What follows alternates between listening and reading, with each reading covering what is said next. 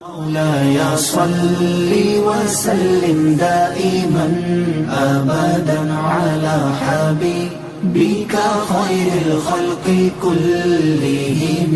مولاي صل وسلم دائما أبدا على حبيبك خير الخلق كلهم. مولاي صل وسلم دائما أبدا. نحمده ونصلي ونسلم على رسوله الكريم. اما بعد فاعوذ باللہ من الشیطان الرجیم. بسم اللہ الرحمن الرحیم. یا ایھا الذین آمنوا اتقوا اللہ وقولوا قولا سدیدا یصلح لکم اعمالکم ویغفر لکم ذنوبکم ومن یطع اللہ ورسولہ فقد فاز فوزا عظیما. صدق اللہ العلی العظیم وصدق رسولہ النبی الکریم ونحن علی ذلک لمن الشاہدین والشاکرین والحمد للہ رب العالمین. حضرت گرامی، پہلی بات تو یہ کہ ڈاکٹر صاحب آج فیصل آباد میں نہیں ہیں، شہر سے باہر ہیں، تو اس لیے چند باتیں آپ کے ساتھ قرآن مجید کے حوالے سے رکھنے کی کوشش کرتا ہوں. دعا ہے کہ اللہ تعالی ہمیں قرآن فہمی کی توفیق عطا فرمائے اور قرآن سمجھ کر اس پر عمل کی توفیق عطا فرمائے. اللہ رب العزت نے انسانی مخلوق جسے پیدا کیا ہے اس کے لیے ایک ضابطہ حیات بھی دیا، دستور حیات بھی دیا کہ زندگی کیسے گزارنی ہے، راستے کون سے رکھنے ہیں، کن راستوں پر چلنا ہے اور کن پر نہیں چلنا. ہر ایک چیز اس پروردگار نے کھول کر انسان کے سامنے رکھی ہے اور کوئی بھی لمحہ زندگی کا غفلت میں نہیں چھوڑا. رہنمائی اتنی بھرپور دی ہے کہ کوئی لمحہ زندگی بھی تاریکی میں نہیں ہے. کوئی شخص بھی دنیا کا یہ نہیں کہہ سکتا کہ فلاں لمحے کے لیے میرے پاس کوئی رہنمائی کے اصول نہیں ہیں، میرے لیے ہدایت نہیں ہے، مجھے کوئی پیغام نہیں ملا ہے. اس رب کائنات نے ہر لمحے کی انسان کو رہنمائی فرمائی ہے. حضرت آدم علیہ السلام سے سلسلہ رشد و ہدایت شروع کیا اور پہلے انسان کو نبوت سے سرفراز کیا اور انسان کو زندہ رہنے کے لیے اور زندگی گزارنے کے لیے جو جو چاہیے تھا وہیں سے سلسلہ شروع کر دیا. انبیاء کرام تشریف لاتے رہے، خدا کا پیغام دنیا تک پہنچاتے رہے اور میرے اور آپ کے کریم آقا صلی اللہ علیہ وسلم آپ پھر کائنات کے رسول بن کر آئے اور پوری کائنات کو رہنمائی جو ہے وہ مہیا کی ہے. انسان پر جو دنیا میں آیا ہے اس پر بہت سے لوگوں کے حق ہیں. ماں باپ کا اس پر حق ہے، استاد کا اس پر حق ہے، رشتہ داروں کا اس پر حق ہے، بیوی بچوں کے اس پر حق ہیں.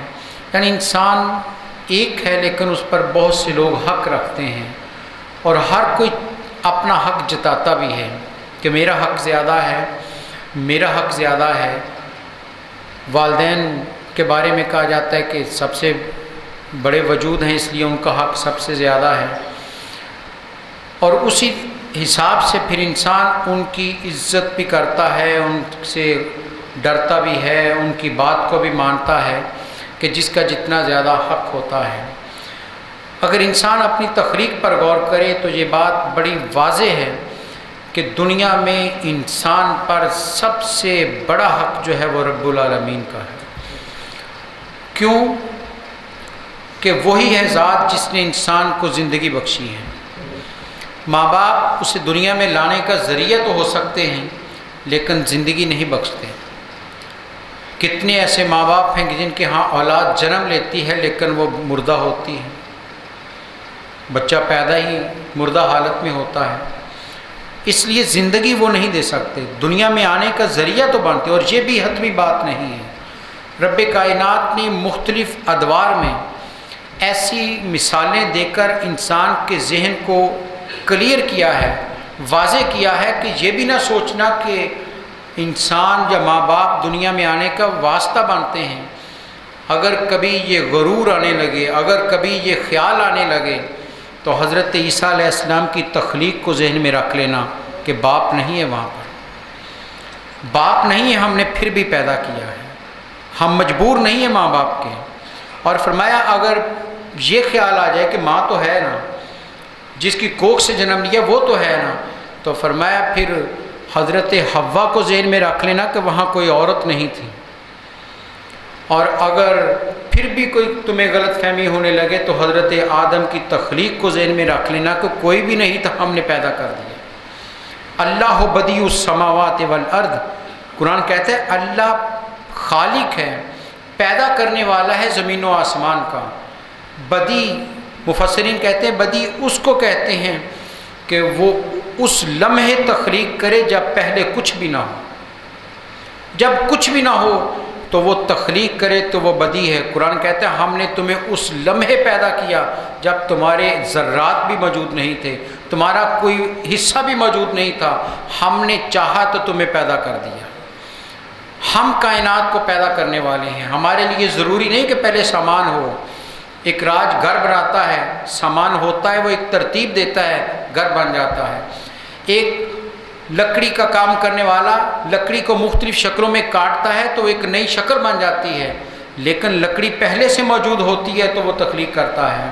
فرمایا ہم تو اس لمحے ہم نے تمہیں پیدا کیا جب کچھ بھی موجود نہیں تھا، اس لیے سب سے بڑا حق اگر انسان پر ہے تو وہ اسی رب العالمین کا ہے کہ جس نے انسان کو تخلیق کر کے پیدا کر کے بھیجا ہے، اور پھر پیدا بھی کیسا کیا ہے۔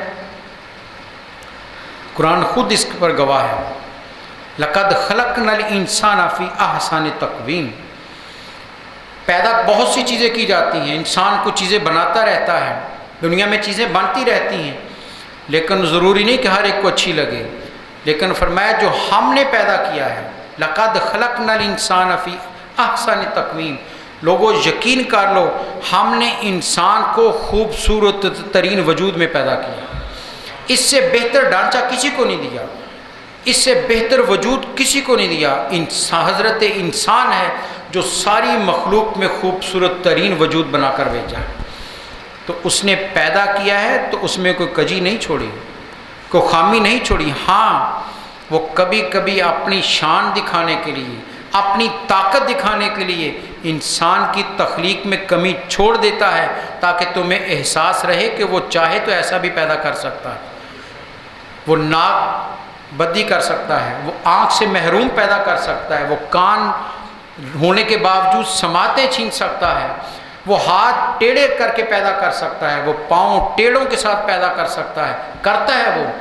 لیکن فرمایا یہ اس لیے تاکہ تمہارے ذہنوں میں کبھی غرور نہ آئے، گمان نہ آئے، یہ ذہن میں رکھنا کہ اگر خوبصورت شکل ملی ہے تو یہ میرا کمال نہیں ہے، بیچنے والے نے ایسا پیدا کر دیا۔ یصورکم فی الارحام کیف یشاء، قرآن برملا کہتا ہے ہم ماں کے رحم میں، ماں کے پیٹ میں جس طرح کی چاہتے ہیں تمہاری شکل بنا دیتے ہیں، ہم چاہتے ہیں جیسی، تمہارے کہنے سے شکل نہیں بنتی، کسی کے کہنے سے ناک نقشہ نہیں بناتا، رنگ روپ نہیں دیتا، فرمایا ہم جیسا چاہتے ہیں بنا دیتے ہیں۔ کسی کو گورا پیدا کریں، کسی کو کالا، کسی کو قد و قامت والا، کسی کو پست قد، کسی کو کمزور، کسی کو طاقتور، فرمایا یہ ہماری مرضی ہے، ہماری تخلیق ہے۔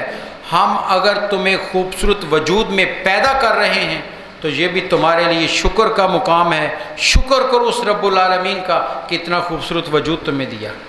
بلکہ علماء اکرام نے کہتے ہیں کہ اللہ کی جتنی مخلوق ہے ان سب کو اگر غور کریں وہ ساری اللہ کے سامنے جھکی ہوئی ہے، سارے سجدہ ریز ہیں۔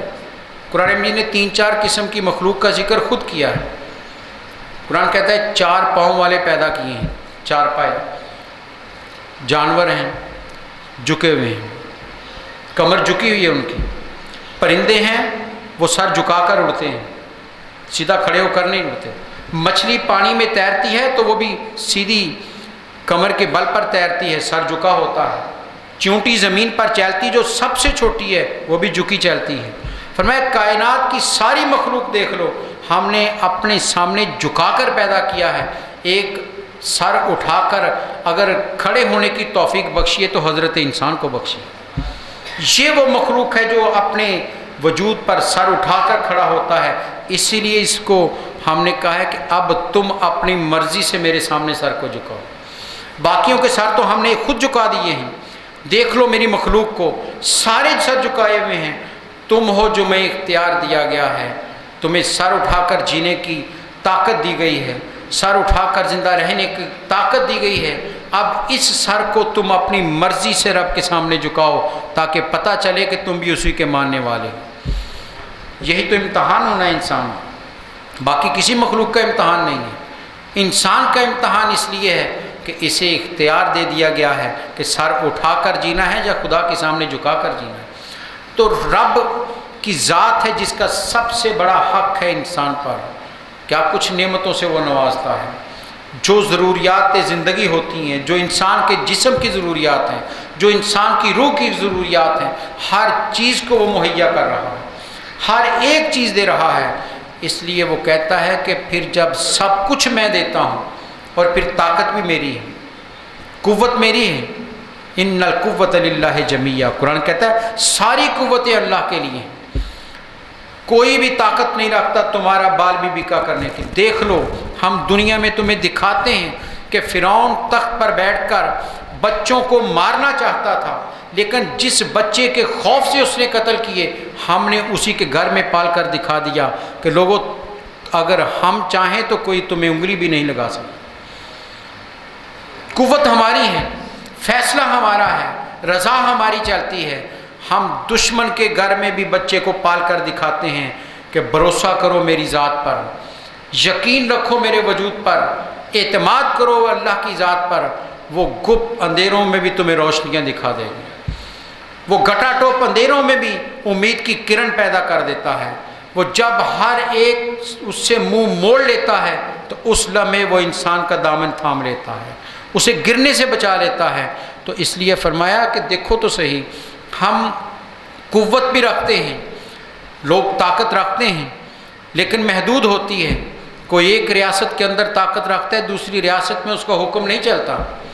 وہ کتنا بھی باجبروت کیوں نہ ہو، کتنا بھی طاقتور کیوں نہ ہو، جب اس کی ریاست ختم ہو جائے اس کا حکم نہیں چلتا، وہ دوسرے کی ریاست کا محتاج ہو جاتا ہے. فرمایا ہمارے لیے تو مشکل کوئی نہیں، ہم تو دنیا میں جہاں چاہیں اپنا حکم نافذ کرتے ہیں. سورہ رحمان میں بار بار قرآن نے یہ کہا ہے کہ جن و انس اگر تو گناہ پر آمادہ ہے تو نکلو میری زمین اور آسمان سے، نکلو اس زمین اور آسمان کے کناروں سے نکلو. لیکن رب العالمین خود ہی فرماتا ہے لا تنفذون الا بسلطان، یقین کر لو جہاں بھی تم جاؤ گے حکومت ہماری پاؤ، کہیں بھی چلے جاؤ ارے حکومت تو ہماری ہے. تم پہاڑوں کی بلندیوں میں چڑھ جاؤ، تم غاروں کی پنہائیوں میں چلے جاؤ، تم سمندر کے اندر اتر جاؤ، تم فضاؤں میں اڑ جاؤ، جہاں بھی تم جاؤ گے حکومت تو ہماری ہے. بھاگ تو سکتے نہیں، فرار تو حاصل کر سکتے نہیں ہو. جب اس رب سے بھاگ ہی نہیں سکتا انسان، اس رب سے انسان کہیں اور جا بھی نہیں سکتا، تو پھر وہ کہتا ہے کہ ڈرو میری قوت سے، طاقت کے ساتھ خوف میرا رکھو. دل میں اگر خوف ہو تو میرا ہو، کسی اور دنیا دار کا نہ ہو. کسی کا خوف، اگر خوف کسی اور کا آئے گا تو پھر رب کے سامنے مقابل پر کھڑا کر دے گا تم، اور یہیں سے شرک شروع ہو جاتا ہے. اس لیے فرمایا سارے خوف نکال کر رب کا خوف دل میں بٹھا لو. اپنے دل میں یا ایھا الذین آمنوا اتقوا اللہ، قرآن کہتا ہے اے ایمان والو اللہ سے ڈرو، فقط اللہ سے ڈرو، کسی اور سے نہیں. بلکہ ایک جگہ قرآن مجید نے کہا کہ ان ساری دنیا کے بڑے بڑے باجبروتوں کا خوف نہ کرو، نہ ڈرو ان سے، ارے ڈرنا ہے تو مجھ سے ڈرو، یہ تمہارا کچھ نہیں کر سکتے.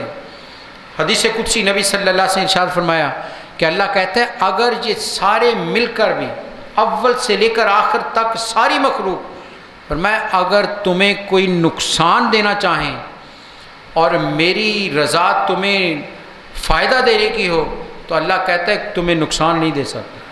سارے بھی مل جائیں تمہارا نقصان نہیں کر سکتے، اور اگر یہ سارے مل کر بھی تمہیں کوئی نفع دینا چاہیں اور میں نہ چاہوں تو تمہیں نفع نہیں دے سکتا. تو حکم کس کا چلتا ہے؟ ان الحکم للہ. قرآن کہتا ہے حکم تو اللہ کا چلتا ہے، فقط اس کا حکم ہے جو کائنات میں نافذ ہے. طاقت اس کی ہے، قوت اس کی ہے، اختیار اس کا ہے، اور پھر اس سے چھپ بھی نہیں سکتا، اس سے کچھ پوشیدہ بھی نہیں ہے. انسان ماں باپ سے چھپ کر گناہ کر لیتا ہے، اولاد ماں باپ سے چھپ کر بہت سے کام کر جاتی ہے، استاد سے چھپ کر شاگرد کام کر لیتے ہیں، شیخ سے چھپ کر مرید کام کر لیتے ہیں. لیکن فرمایا میری نظروں سے چھپ کہاں سکتے ہیں؟ ارے میں تو وہ ہوں کہ اندھیروں میں بھی دیکھتا ہوں، روشنیوں میں بھی دیکھتا ہوں. جو تم ظاہر میں کرتے ہو وہ بھی میری نظر میں ہے، اور جو تم چھپ کر کرتے ہو وہ بھی میں دیکھتا ہوں. بلکہ قرآن نے کہا تم 2 ہوتے ہو تو تیسرا میں ہوتا ہوں، 3 ہوتے ہو چوتھا میں ہوتا ہوں، تم کم ہو یا زیادہ میں ہر لمحے تمہارے ساتھ ہوتا ہوں. کیوں؟ نحن اقرب الیہ من حبل الورید. قرآن کہتا ہم تو تمہاری شاہ رگ سے بھی زیادہ قریب ہیں، تمہاری رگ حجات سے بھی زیادہ قریب ہیں. جب اتنا قریب رب ہے تو پھر اس سے چھپ کیا سکتا ہے؟ حضرت عمر فاروق رضی اللہ تعالیٰ، یہ واقعہ بہت مشہور ہوا. سیدنا عمر فاروق رضی اللہ تعالیٰ اپنے دور حکومت میں گشت کر رہے مدینہ کی گلیوں میں کہ کسی کے کوئی مسئلہ نہ ہو، کوئی محتاج نہ ہو، کوئی پریشان نہ ہو. چکر لگا رہے ہیں. چکر لگاتے لگاتے ایک گھر کے قریب سے گزرے تو اندر سے باتیں کرنے کی آواز آ رہی ہے. آپ ٹھہر گئے کیونکہ آپ کا حکم تھا کہ رات کو جلد سو جایا کرو. حضرت عمر نے حکمن کہا تھا کہ رات کو جلد سو جایا کرو اور سوتے وقت دیا بجھا دیا کرو. یہ حضرت عمر کا حکم تھا. آواز آ رہی ہے، رک گئے کہ کیا اس لمحے کون جاگ رہا ہے؟ ماں اور بیٹی کی گفتگو ہو رہی ہے. ماں بیٹی سے کہہ رہی ہے کہ بیٹی دودھ میں پانی ملا لو. حضرات گرامی یہ واقعہ ہماری آنکھیں کھولنے کے لیے ہے، یہ ہمیں سمجھانے کے لیے تھا. ماں کہہ رہی دودھ میں پانی ملا دو، بیٹی کہتی ہے اماں جان عمر فاروق نے حکم دیا ہے کہ دودھ میں پانی نہ ملاؤ. ان کا حکم ہے، ریاست کا حکم ہے، ان کا حکم ہے کہ دودھ میں پانی نہ ملاؤ. ماں کہتی ہے بیٹی عمر کون سا دیکھ رہا ہے، اور یہ حقیقت ہے یا نہیں؟ حضرت عمر کہاں دیکھ رہے ہیں؟ نہیں دیکھ رہے تھے، سن رہے ہیں. اچانک آواز آ گئی ہے تو پتہ چل گیا. جو بیٹی نے جواب دیا یہ ہے خوف خدا، یہ ہے اللہ کا خوف. بیٹی کہنے لگی اماں جان یقیناً عمر فاروق نہیں دیکھ رہے، لیکن اللہ کی ذات تو دیکھ رہی ہے، رب تو دیکھ رہا ہے. جب انسان کے دل میں یہ خیال آ جاتا ہے، اور ایک روایت یہ بھی ہے کہ حضرت عمر فاروق یہ جملہ سن کر اتنے خوش ہوئے کہ صبح اپنے بیٹے کا رشتہ اس بیٹی کے لیے بھیج دیا. ایسی پاکیزہ، ایسی خوف خدا رکھنے والی بہو میری ہونی چاہیے. یہ ہے وہ. تو کہا خدا تو دیکھ رہا ہے. جب انسان کے دل میں یہ خیال آ جائے کہ میں اپنے رب کی نظروں میں ہوں تو پھر گناہ نہیں ہوتا، پھر انسان گناہ کی طرف نہیں جاتا، پھر اس کا خوف اس کے ساتھ ساتھ رہتا ہے. کیوں؟ اسے خبر ہے کہ وہ نہ صرف دیکھ رہا ہے، پکڑنے کی طاقت بھی رکھتا ہے. اور قرآن کہتا ہے، قرآن مجید کی آخری 30ویں 29ویں پارے کی صورتیں پڑھیے جہاں قیامت کا منظر ہے. قرآن جگہ جگہ پر کہتا ہے کہ ہم قیامت کے روز ایک ایک چیز تمہارے سامنے رکھ دیں. فَمَن يَعْمَلْ مِثْقَالَ ذَرَّةٍ خَيْرًا يَرَهُ. قرآن کہتا ہے رائی کے دانے کے برابر نیکی کی ہوگی ہم سامنے رکھ دیں گے. وَمَن يَعْمَلْ مِثْقَالَ ذَرَّةٍ شَرًّا يَرَهُ. اور رائی کے دانے کے برابر گناہ ہوگا ہم سامنے رکھ دیں گے. دیکھو گے اپنی آنکھوں سے. اس رب العالمین نے ایک ایک چیز محفوظ کر رکھی ہے، کوئی چیز پوشیدہ نہیں ہے، کوئی مخفی نہیں ہے، کوئی اس سے چھوٹنے والی نہیں ہے. وہ ہمتاً بیدار رب پوری کائنات پر نظر رکھے ہوئے ہے. قرآن کہتا ہے لا تاخذہ سنۃ ولا نوم. آیت الکرسی میں ہم پڑھتے ہیں روز کہ ہمارا خدا کون ہے کہ جسے اونگ تو دور کی بات ہے، نیند تو دور کی بات ہے، اونگ بھی نہیں آتی، لمحاتی غفلت بھی اس پر نہیں ہے. ایک لمحہ کی غفلت ہمتاً بیدار ہے وہ رب.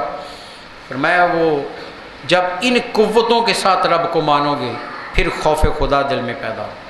فرمایا یا ایھا الذین آمنوا اتقوا اللہ، اے ایمان والو ڈرو اللہ سے، خوف خدا دل میں رکھو، تقوی متقی بننے کی کوشش کرو۔ حضرت عمر فاروق رضی اللہ تعالیٰ نے حضرت کعب سے پوچھا تھا کہ تقوی کسے کہتے ہیں، تو انہوں نے کہا تم کبھی عرب کے صحرا سے گزرے ہو؟ انہوں نے کہا جو گزرتے ہیں۔ کہا کیسے گزرتے ہو؟ فرمایا وہاں جھاڑیاں ہوتی ہیں، نوکیلے کانٹوں والی جھاڑیاں ہیں۔ فرمایا کیسے گزرتے ہو؟ فرمایا اپنے دامن کو سمیٹ کر گزرتا ہوں، کوئی کانٹا الجھ نہ جائے۔ تو حضرت کعب نے کہا یہی تقوی۔ دنیا میں گناہ کی جھاڑیاں جگہ جگہ پھیلی ہوئی، شیطنت کی، بدی کی دلدلیں ہیں، ان کے درمیان سے اپنے دامن کو صاف لے کر گزر جانا تقوی کہلاتا۔ یہی تو تقوی ہے کہ تمہارا دامن داغدار نہ ہو، تمہارے دامن پر چھینٹا نہ پڑے، صاف ستھرا وجود لے کر گزر جاؤ، یہی متقی ہوتا ہے۔ یہی تقوی شعار لوگ ہوتے ہیں، اور وہی خدا کے محبوب ترین بندے ہوتے ہیں جو زندگی بسر کرتے ہیں۔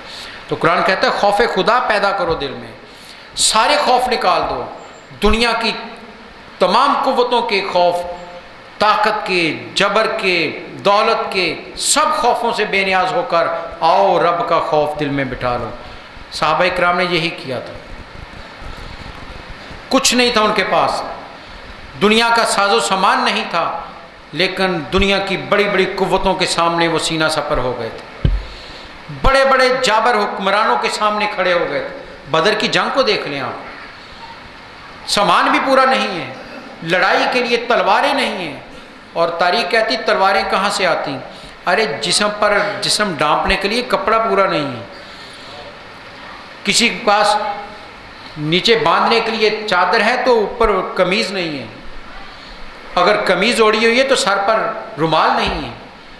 لیکن دنیا کی اس وقت کی جو سب سے بڑی قوت سامنے کھڑی تھی کفر کی صورت میں، مکے والوں کی صورت میں، سب کو پچھاڑ کر رکھ دیا تھا۔ کیوں؟ ان کے خوف دلوں سے نکل گئے تھے۔ پھر وہ ڈرتے نہیں ہیں کسی سے، جس کے دل سے خدا کا خوف آ جائے باقی سارے خوفوں سے بے نیاز ہو جاتا ہے، وہ کسی سے نہیں ڈرتا، اس کا سر جھکے گا تو اپنے رب کے سامنے۔ مجدد الافسانی علیہ الرحمہ نے یہی کہا تھا کہ تیری غلط فہمی ہے کہ تیرے سامنے سر کو جھکا دوں گا، ارے میرا سر تو رب العالمین کے سامنے جھکتا ہے، تیرے سامنے جھکنے والا نہیں ہے۔ جو اس در کے سامنے سر کو جھکا لیتے ہیں پھر وہ ہر خوف سے بے۔ حضرت امام حسین کو دیکھ لیا، کتنے خوف ہیں، ہزارہ خوف ہیں سارے چاروں طرف، اولاد کا خوف، بچوں کا خوف، بیویوں کا خوف، رشتہ داروں کا خوف، دوست احباب کا خوف، اپنی جان کا خوف، لیکن ڈرے ہیں کسی سے؟ کسی سے خوف زدہ ہوئے ہیں؟ ارے 6 ماہ کا بچہ بھی پیش کر دیا، قدم ڈگمگائے نہیں ہیں، 17 سال کا 18 سال کا جوان بھی دیا ہے تو قدم ڈگمگائے نہیں ہیں، خوف زدہ نہیں ہوئے ہیں، اور اپنا بدن سارا چھلنی کروا لیا ہے، سارا جسم لہو لہان ہو چکا ہے، پھر بھی زندگی کی بھیک نہیں مانگی، اس سے مہلت مانگی ہے، تو فقط اتنی کہ یہ سر ہمیشہ خدا کے سامنے جھکا ہے، آخری لمحے بھی اس کے سامنے جھکا لینے دو۔ یہی کہا تھا کہ یہ سر ہمیشہ اس کے سامنے جھکا ہے، ارے تمہاری تلواروں سے خوف زدہ نہیں ہوں، اس خون سے خوف زدہ نہیں ہوں، کٹے ہوئے خاندان سے خوف زدہ نہیں ہوں، ارے اس رب سے ڈرتا ہوں کہ کہیں اس حالت میں نہ چلا جاؤں کہ نماز میری رہ گئی۔ یہ حضرت عمر فاروق رضی اللہ عنہ، ابو لولو فیروز نے حالت نماز میں پیچھے سے چھرا گھونپا، مسجد نبوی میں جماعت کروانے لگے ہیں، پیچھے سے وار کیا، اتنا 2 داری وہ خنجر تھا، سب کچھ کاٹ کر لے آیا، آپ زخمی ہو کر گر گئے۔ امیر المومنین 24 لاکھ مربع میل پر حکومت کرنے والا، جس کے نام سے کسرا بھی ڈرتا ہے، کیسر بھی ڈرتا ہے، اتنے بڑی طاقت والے زمین پر پڑے، مسجد نبوی خون بہہ رہا ہے، صحابہ اکرام بھاگے ہوئے آ گئے، نماز مؤخر کر دی۔ حضرت عمر فاروق نے کیا حکم دیا تھا؟ فرمایا صحابہ فوراً واپس جاؤ، پہلے نماز ادا ہوگی بعد میں میری خبر کریں۔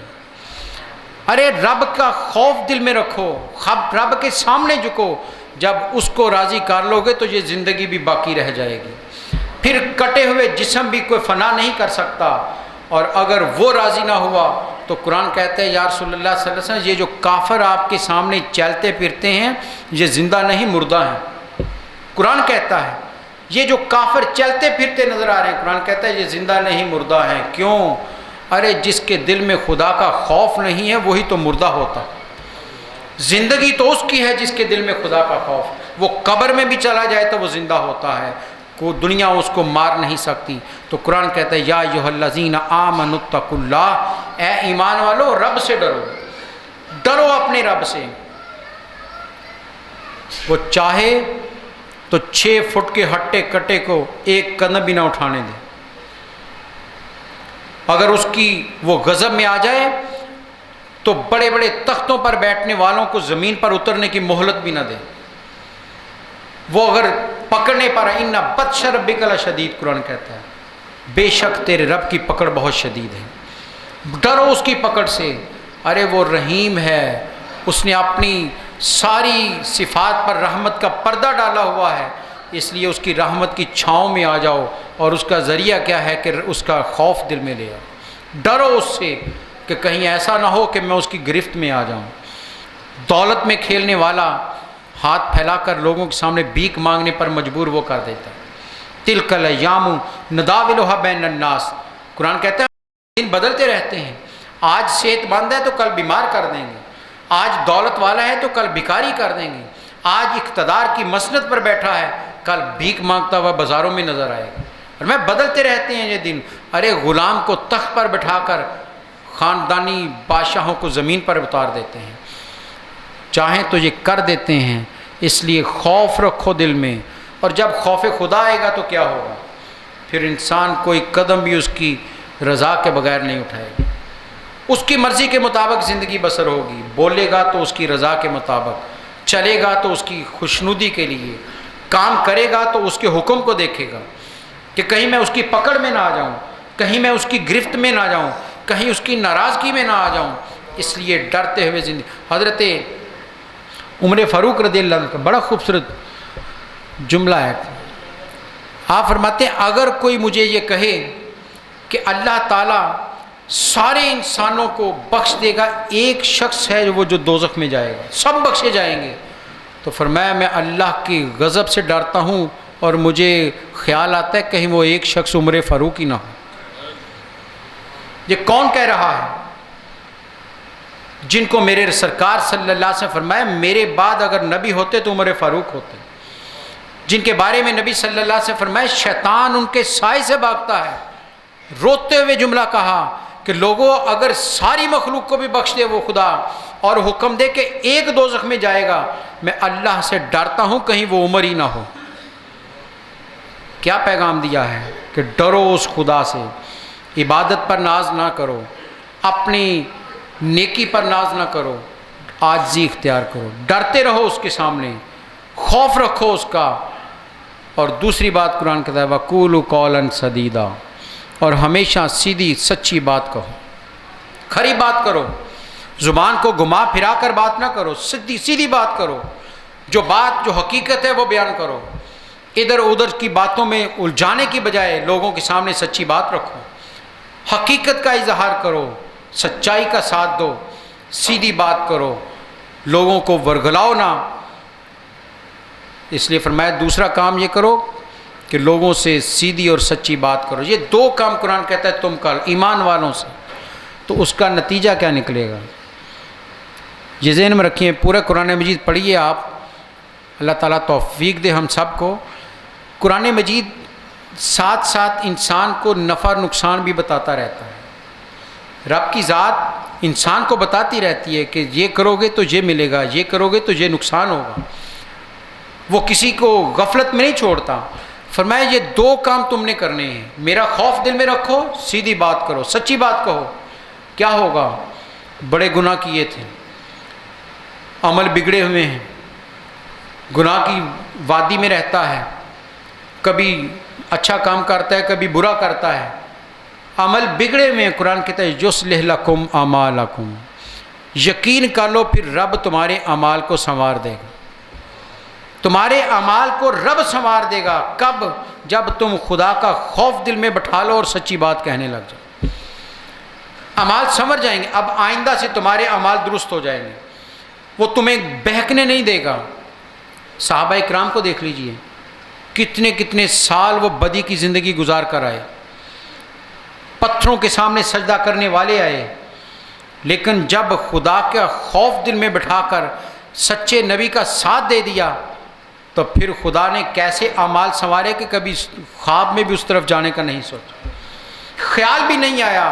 پھر وہ عمل کیے کہ دنیا رش کرتی ہے کہ کاش ان میں سے ہمیں بھی چند اعمال مل جائے۔ یصلح لکم اعمالکم، تمہارے اعمال کو سنوار دے گا۔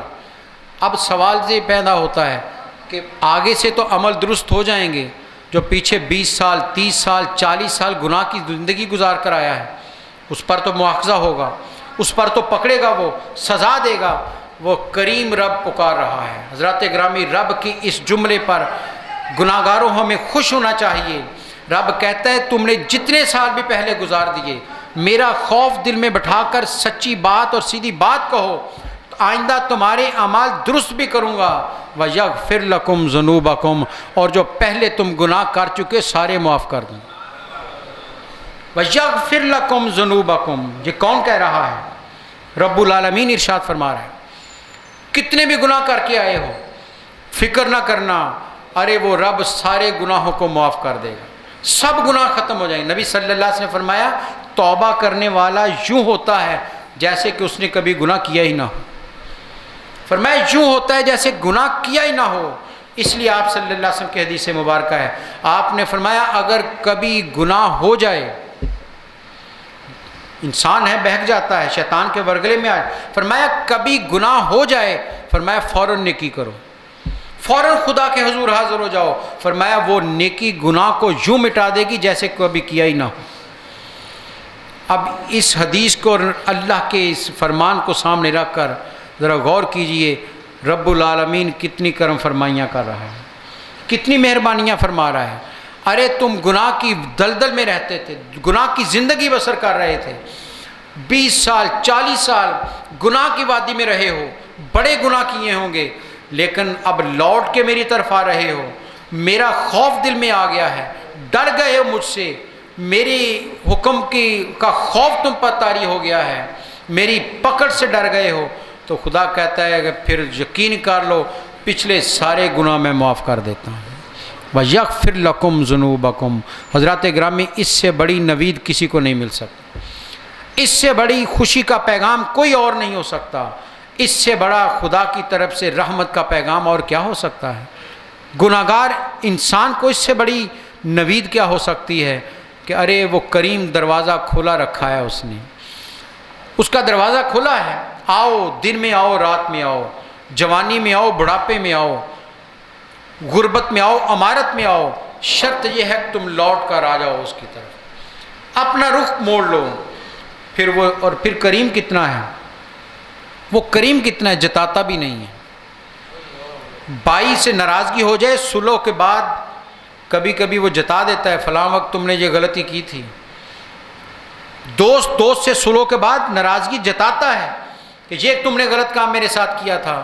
ارے وہ رب کتنا کریم ہے کہ تم 40 سال اس کے باغی رہے، 50 سال اس کی نافرمانی کرتے رہے، جب لوٹ کر آ گئے تو وہ پھر کبھی جتاتا نہیں، کبھی نہیں کہتا کہ یہ فلاں وقت تم نے یہ کیا تھا، فلاں وقت یہ کیا تھا، وہ کہتا نہیں، اب آ گئے ہو تو پھر یہاں سے خالی نہیں لوٹو گے۔ شرط یہ ہے کہ انسان اپنے رب کی طرف لوٹ آئے، رجوع کر لے اپنے رب کی طرف، رجوع اللہ، خدا کے ساتھ اپنے رابطے کو استوار کر لے، خدا کے ساتھ اپنے تعلق کو مضبوط کر لے، اس کا خوف دل میں بیٹھ جائے، اس کی یاد اس کے دل میں بیٹھ جائے، تو پھر وہ کہتا ہے سارے گناہوں سے پاک کر دیتا ہوں۔ ارے اتنا کریم رب جب پکار کر ہمیں کہہ رہا ہے تو ہمارا فرض کیا بنتا ہے؟ ہم جھک جائیں اس کے سامنے، سر سجدے میں رکھ کر اپنے گناہوں کی معافی مانگیں، اپنے گناہوں پر تائب ہو جائیں اور پھر دعا کریں، یا اللہ جو کر چکے نادم ہوں اس پر، شرمندگی ہے اس پر، باغی رہا ہوں تیرا، لیکن تجھ سے بڑھ کر کرم فرمانے والا بھی کوئی نہیں ہے۔ نبی صلی اللہ علیہ وسلم کی حدیث ہے، فرمایا اتنے گناہ انسان کر لیں، اتنے گناہ کر لے کہ زمین اور آسمان کا کلابہ گناہوں سے بھر جائے، یہ فضا گناہوں سے بھر دے، فرمایا لیکن دل میں خیال آ جائے اپنی گناہوں پر نادم ہونے کا اور خوف خدا سے ایک آنسو بہا دے، فرمایا وہ آنسو زمین پر بعد میں آتا ہے، اللہ گناہ پہلے بخش دیتا۔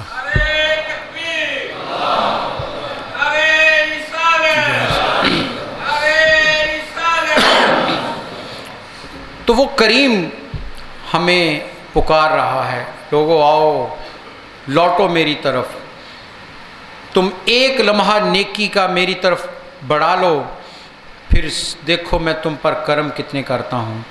رمضان کا مہینہ آ رہا ہے، ایک ایک لمحہ ساری زندگی پر باری لمحہ، ایک ایک لمحہ رمضان کا سال کی عبادت پر باری لمحہ ہے۔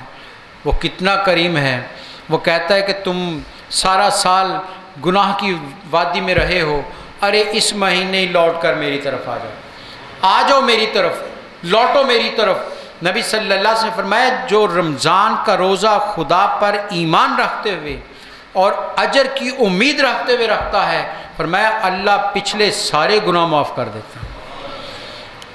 یہ تو معافی کا مہینہ آ رہا ہے، جہاں بھی آپ قرآن کو پڑھیں رب کی طرف سے معافیاں ہیں، لیکن ایک قید کے ساتھ، ایک شرط کے ساتھ کہ لوٹو میری طرف، آ جاؤ اپنا رخ بدل لو، اپنے رخ کو میری طرف لے آؤ، پھر تم مجھے کریم بھی پاؤ گے، مہربان بھی پاؤ گے۔ نبی صلی اللہ علیہ وسلم تشریف فرما تھے، یہ حدیث پہلے بھی شاید پیش کی، جب بھی پڑھی بہت لطف آیا۔ ایک عربی آیا آپ کے پاس اور کہنے لگا یا رسول اللہ صلی اللہ علیہ وسلم کیا اللہ کریم ہے؟ آپ نے فرمایا ہاں بے شک اللہ کریم ہے۔ جب آپ نے یہ کہا تو وہ خوشی سے مست ہو گیا، اور حدیث کہتی کہ وہ خوشی سے ناچتا ہوا مسجد سے باہر جا رہا ہے، میرا کام ہو گیا، میرا کام ہو گیا، اور وہ کہتا ہوا باہر جا رہا تھا اور نبی صلی اللہ علیہ وسلم کی آنکھوں میں آنسو آ رہے ہیں۔ صحابہ نے پوچھا یا رسول اللہ یہ کیا بات ہوئی؟ فرمایا تمہیں خبر نہیں؟ اس نے پوچھا کیا تھا؟ اس نے پوچھا کریم ہے رب۔ میں نے کہا ہاں کریم ہے، اور کریم کی صفت یہ ہوتی ہے کہ جب وہ غلبہ پا لیتا ہے تو معاف کر دیتا ہے۔ فرمایا قد وجد ربہ، لوگوں یقین کر لو اس نے اپنے رب کو پا لیا۔ ارے وہ کریم ہے، وہ بدلے نہیں لیتا، وہ جتاتا نہیں ہے، وہ جب غلبہ پا لیتا ہے تو پھر معاف کر دیتا ہے۔ آخری حدیث سنا کر بات کو ختم کرتے ہیں۔ نبی صلی اللہ علیہ وسلم نے فرمایا قیامت کا دن ہوگا، حساب کتاب ہوگا، نامہ اعمال تلیں گے، تو ایک شخص کا نامہ اعمال گناہ کا پلڑا باری ہوگا اور حکم ہوگا کہ اسے دوزخ میں لے جاؤ، حکم ہوگا اسے دوزخ میں لے جاؤ۔ ابھی اتنا فرشتوں کو حکم ملے گا کہ اسے دوزخ میں لے جاؤ، وہ دوڑ لگا دے گا، وہ دوڑ لگا کر دوزخ کی طرف جائے گا، فرشتے بھاگ کر اسے پکڑیں گے اور رب کہے گا اسے میرے پاس لے کر آؤ۔ آپ نے فرمایا اسے رب کے حضور پیش کیا جائے گا، رب پوچھے گا یہ تو کیا کر رہا تھا؟ اس نے کہا یا اللہ دوزخ کی تو حکم تھا کہ لے جاؤ دوزخ میں۔ فرمایا دوزخ میں کون خوشی خوشی جاتا ہے، یہاں تو گھسیٹ کر لے کر جائیں گے۔ وہ ہاتھ باندھ کر کھڑا ہو جائے گا، اس نے کہا یا اللہ ساری زندگی تیرا حکم نہیں مانا، ساری زندگی تیری نافرمانی کی ہے، اب دل میں خیال آیا کوئی ایک حکم تو اس کا مان لوں، اس لیے دوڑا ہوا جا رہا ہوں۔ جب یہ جملہ کہا تو میرے سرکار بولے، فرمایا کہ لوگوں یقین کر لو رب فرشتوں سے کہے گا اسے چھوڑ دو، جنت میں لے جاؤ اس کو۔ ارے وہ تو یہ مہربان ہے، وہ تو یوں بخشتا ہے۔ آئیے اپنے رب سے تعلق کو مضبوط کریں، اللہ تعالی ہمیں یاد الہی میں زندہ رہنے کی توفیق عطا فرمائے، ہمیں خدا کا خوف کرنے کی توفیق عطا فرمائے۔ جب خوف خدا دل میں ہوگا تو پھر حقوق بھی ادا ہوں گے، معاملات بھی درست ہوں گے، بڑوں چھوٹوں کے آداب بھی بجا لائے جائیں گے، اور رب کی عبادت کا حق بھی ادا ہوگا۔ اللہ تعالی ہمیں نیکی پر کاربن رہنے کی توفیق عطا فرمائے۔ وآخر دعوانا الحمدللہ رب العالمین۔ مولاي صل وسلم دائما أبدا على حبيبك خير الخلق كلهم مولاي صل وسلم دائما أبدا على حبيبك خير الخلق كلهم مولاي صل وسلم دائما أبدا